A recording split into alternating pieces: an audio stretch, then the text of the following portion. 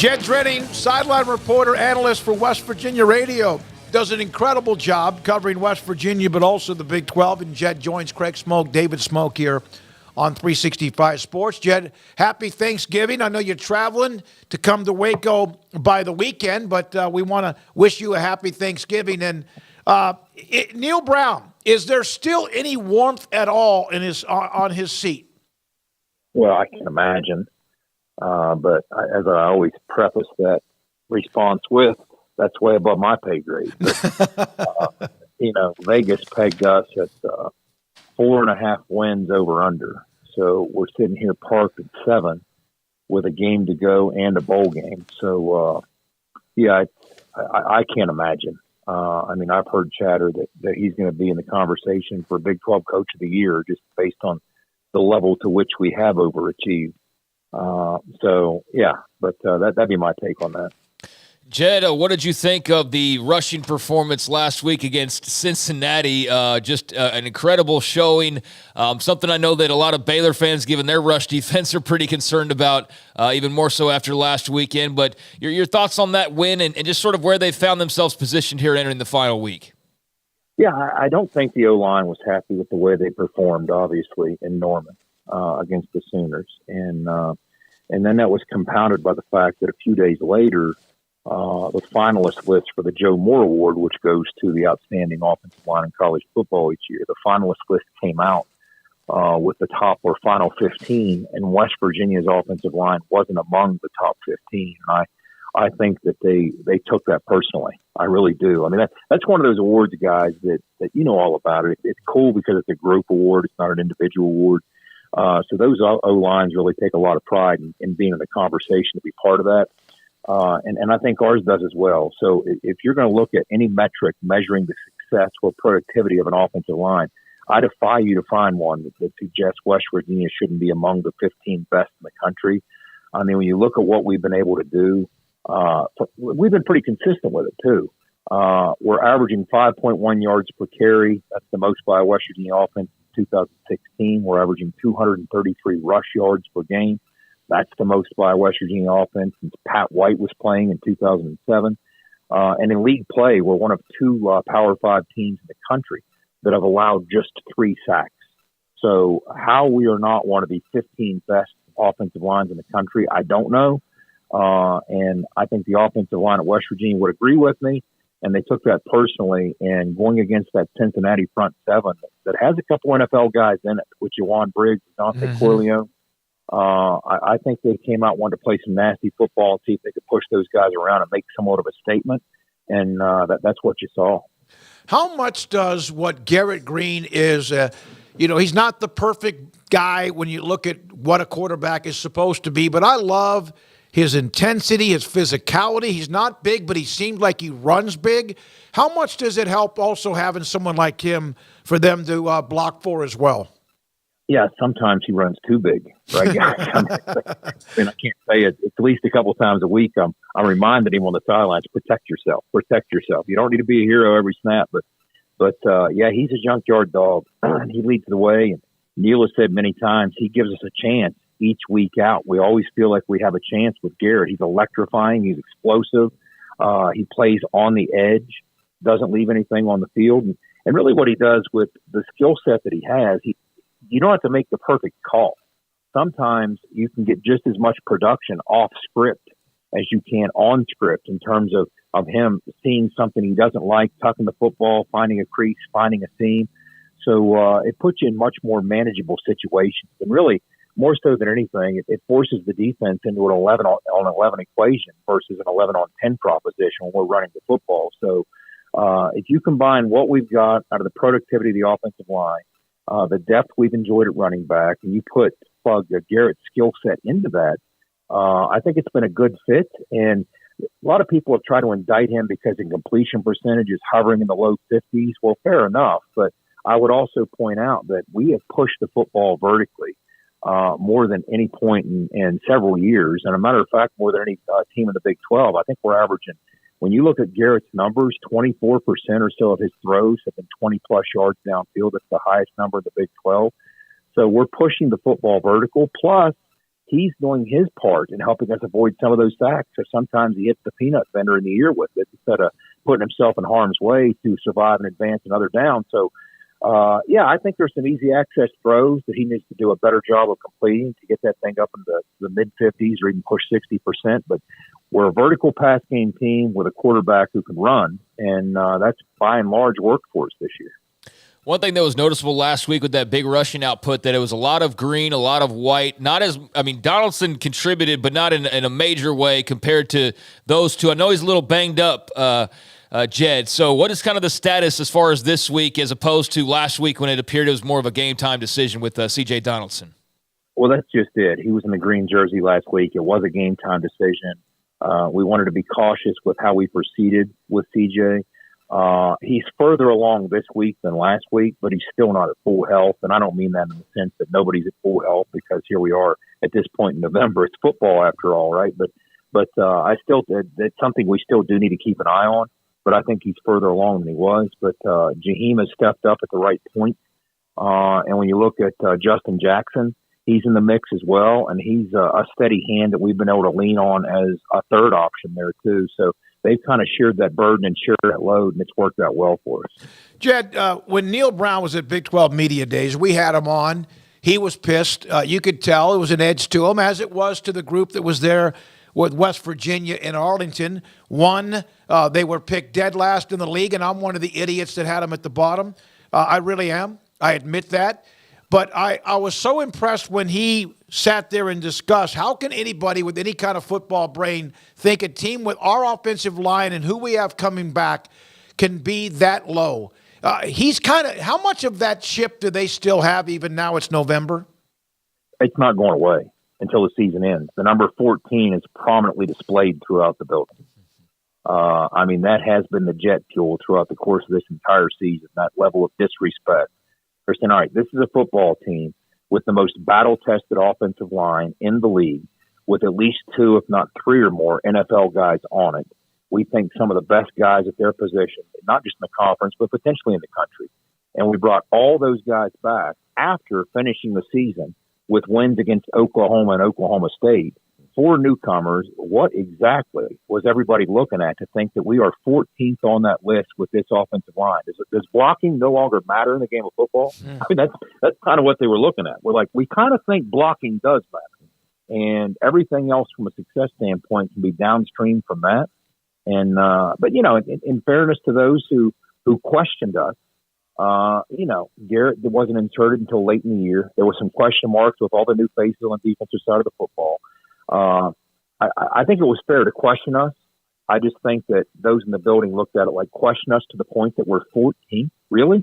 Really? Yeah.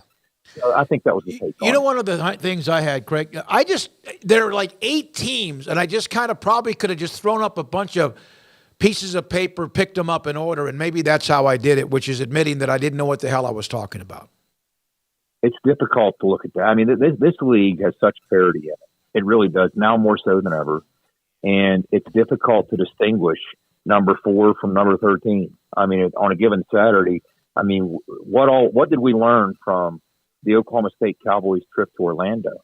Anything is possible. If you don't bring your best level of football and come to be competitive, you're going to get run out of the building.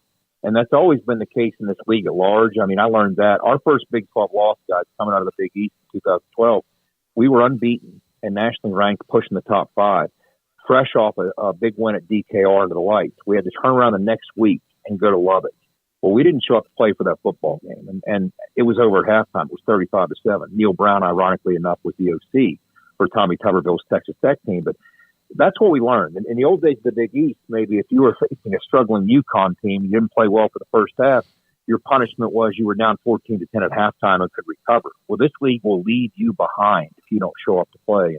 And that's pretty obvious. But it's a very narrow margin separating the best teams from what will be considered the bottom of the pack. So, yeah, I agree with that.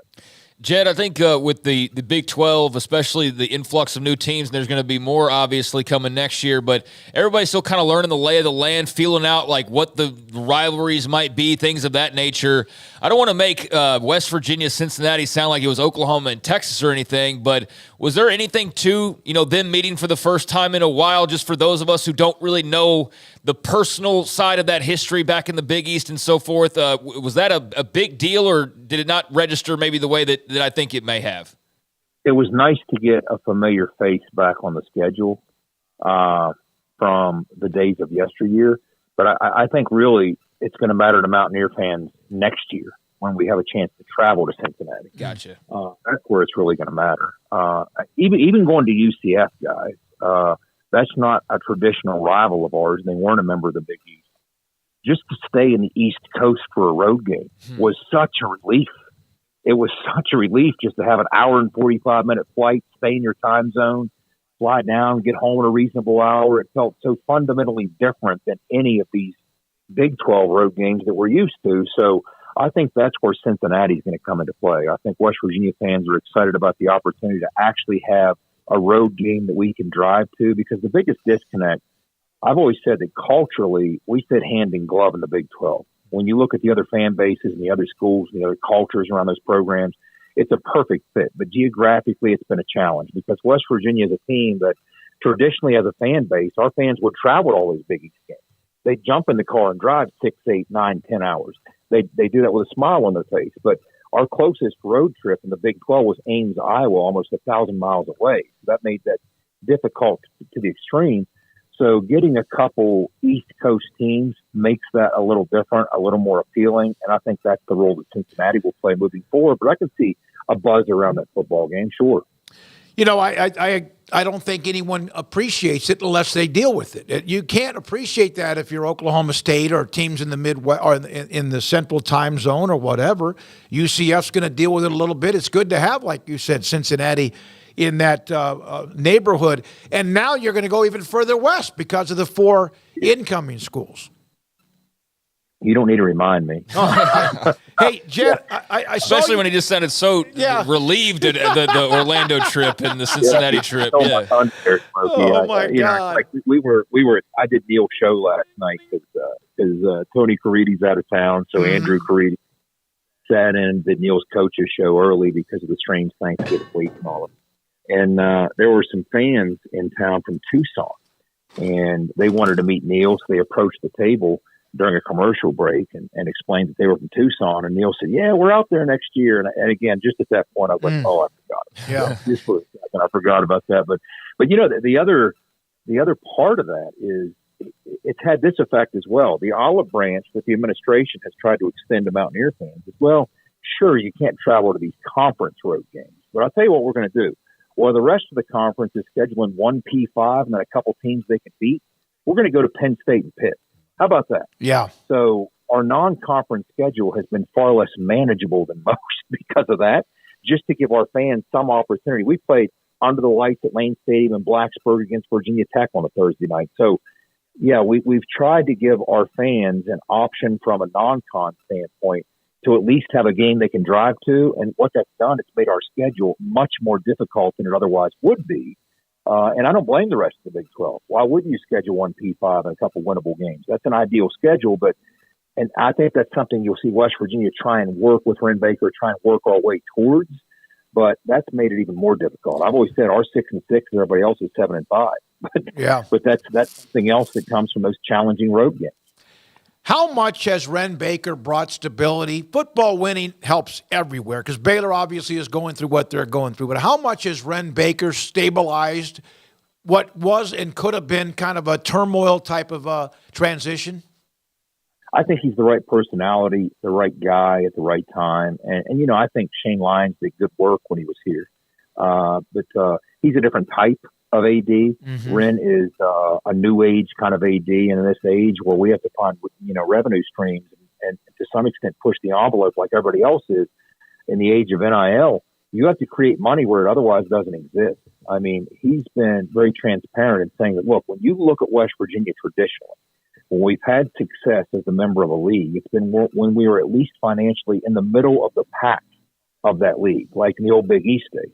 When we were winning in the Big East, we were at least in the middle of the pack financially. Well, that's not the case right now with West Virginia. We're somewhere in the bottom third, so we have to find some way, instead of complaining about it, to create non-traditional revenue streams to propel ourselves or elevate ourselves up into the middle tier. But I will say this, well, Shane Lyons was here before he was gone. The facility renovations are going to serve us well for a handful of years moving forward. This arms race, especially, guys, in the age of NIL, you don't really know what's going to happen in terms of, you can't burn the candle from both ends. It used to be that you spend all your money on improving your facilities to impress recruits. Well, now it's been said, the head coach of Maryland recently said, look, these kids will get dressed in a trash can if you give them 25 grand in their pocket, right, from an NIL standpoint. So we put all this money into facility renovations, and our facility is right up there among the best in the country.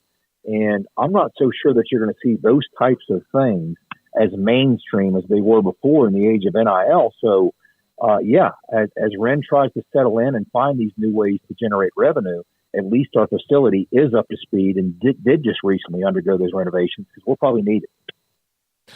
How good is Zach Frazier? And is he under the radar among those who are, like you mentioned, a part of these various lists? How just solid, dominant, and I guess you could say consistent is he?